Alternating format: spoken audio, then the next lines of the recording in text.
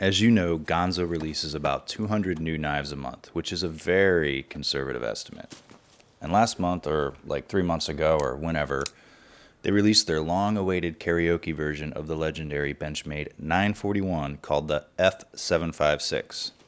Now, by karaoke, I mean the basic concepts of a popular knife are taken and then reworked to keep it from avoiding any legal troubles. Now, actually, some subscribers wanted me to review this version because I also have the 941, which I love. And hey, what's that hidden behind the 9? Oh, it's the 941!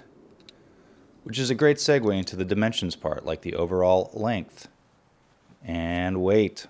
I'll put the 941's dimensions in brackets so you can see where they differ. The blade length and the cutting edge.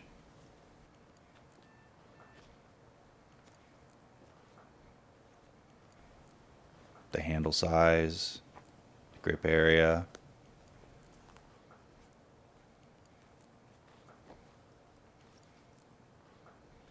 and the spine thickness, and the handle thickness. So if anyone was hoping for a lightweight alternative to the 941, how does 2 ounces sound?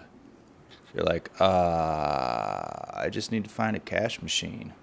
Much like the 941, this has a blade that's the same basic design, but different proportions. I'll leave that one alone. It's like a stone-washed reverse Tano blade style that tapers and gets thicker at different parts of the blade. They both have that flat saber grind, and I can't talk. The Ganzo uses a blade made from 440C steel, while mine is a stone-wash finish, although it does come in a few other handle and blade finish combos. But I wanted to get the one closest to my 941. And as always, Ganzo's 440C is easy to sharpen, and it sharpens up in just a few minutes nicely on my Spyderco brand Sharp Maker. You'll need to sharpen the 440C more often than the S90V on the 941, and you probably won't have to ship off your Ganzo to get it sharpened, whereas you would have to on your Benchmade if you're terrible at sharpening. One of the big differences between the 941 and the F756 are the blade proportions. The 941 is a relatively compact knife, and the blade on the F756 is taller from the top to bottom, as you can see here from this side profile shot. The deployment and the lock. I won't cover old ground here because you've seen my review of the 941. The F756, fun fact, I had to go back and fix this because I kept calling it the G756, which you heard because I forgot to fix one. Ganzo is now calling their knives, or some of their knives, Firebird, which I guess because RIP Pontiac. Okay, so the Freebird 756 has a Ganzo G-lock, which is like an Axis lock but feels springier, which means there's more resistance. On the 941, it was a flick and a shake before the zip. On the Ganzo, it's a hard flip, a pull, and it snaps, mostly back on its own. It has a nice feel, although it's a bit more force than is required because the G-lock almost feels like it's spring-loaded, like I already said. Both use thumb studs, except they're blue on the F756, though I would have preferred neon green or pink to class it up a little bit. I loosened up the pivot a hair, and it made it feel better. Loosening the pivot also affects blade centering, so use caution.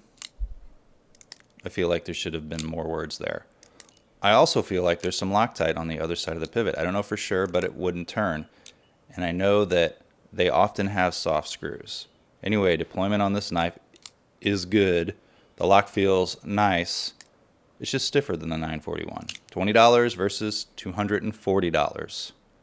The pivot has a phosphor bronze washer on one side and a nylon on the other. I would describe detent, but I don't see a detent ball. The G-lock seems to be what snaps the blade back into place when you close it. Pretty hard. And it's possible to flick the blade open if you fling it hard enough downward, but it's pretty strong and the blade shouldn't open in your pocket unless you ask it real sweetly. It is Valentine's Day. The handle. Ganzo decided to start skeletonizing their liners, although to be honest, I haven't seen a big weight reduction in any of their knives with skeletonized liners. And I think basically what's happening here is they just make another part of their knife bigger now that they save some weight on the liners. In that regard, it's kind of like a tax cut. They cut taxes in one place, but then raise them somewhere else. It's a mind trick. Everyone thinks they're paying less taxes, but they're not. Everyone thinks they're getting a lighter knife, but they're not. At least that's my theory. And when have you ever heard a half-baked theory on YouTube? That's why you got to subscribe to this channel. It may really have to do with their thick liners is why their knives weigh what they do. The knife weighs over 2 full ounces more than the 941. That's almost another 941 at 2.4 or whatever ounces they are. The 941 features only a partial thin liner, so that also saves weight. The handle is comfortable and my fingers fit it without a lot of crowding. Actually, without any crowding at all. It has the same basic shape as the 941, but if you close your eyes and hold each in your hand, it feels like a completely different knife. We call that the stranger. The 941 sort of disappears in your hand. And the Firebird, well, it don't. The 941 had real carbon fiber. This one has carbon fiber on top of G10. And while I haven't cut a Ganzo scale in half, if you look at the side of the Ganzo, the layering is consistent with the G10 like on this knife. And the 941, well, the layering is completely different. The carbon fiber is slick as S on this one. It has no texture. It also has an open back design just like the 941. The pocket clip. The pocket clip be configurable to right or left pocket carry in a tip up config only. It's polished stainless steel and not fully deep carry, just kind of medium deep because I want to sound smart.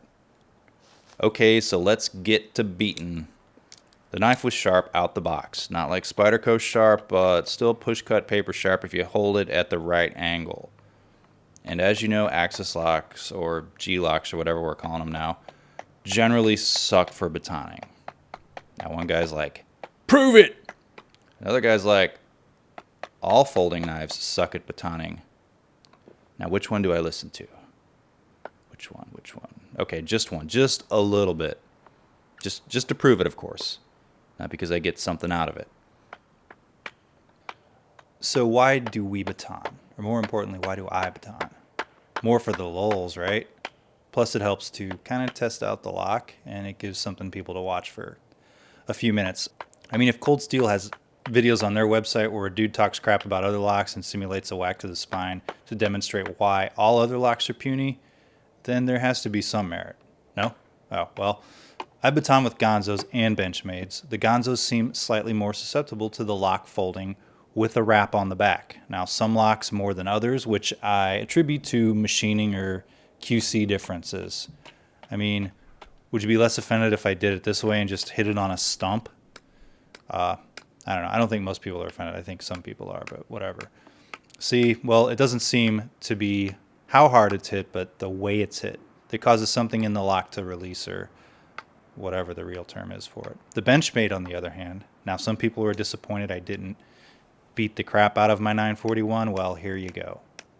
While I wouldn't trust this for anything close to this sort of work, it fares much better with the wrap on the spine of the blade, on the stump, or the baton.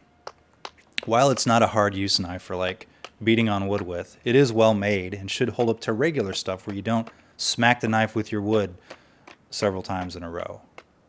And while I know I've been calling it the 941 clone the whole video, it's more the 940 series because, you know, again, the handle does come in different materials and different textures and pretty colors and whatnot. The knife is a well-made blade. Although, honestly, and don't shoot me on this, although Ganzo makes what most people call clones of other knives, the Ganzo line all feels like variations on the same basic design, and I wouldn't confuse a Ganzo knife with anything else. It's like scales slapped on thick liners, mid 4 ounces, open back designs, mostly axis locks.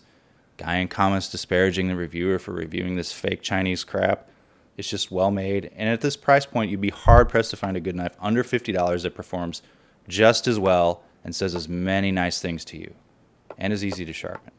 They're all built like tanks, and they will take abuse, as I've proved in 1,000 of these Ganzo videos. If you like lighter knives, well, go ahead and spend more money.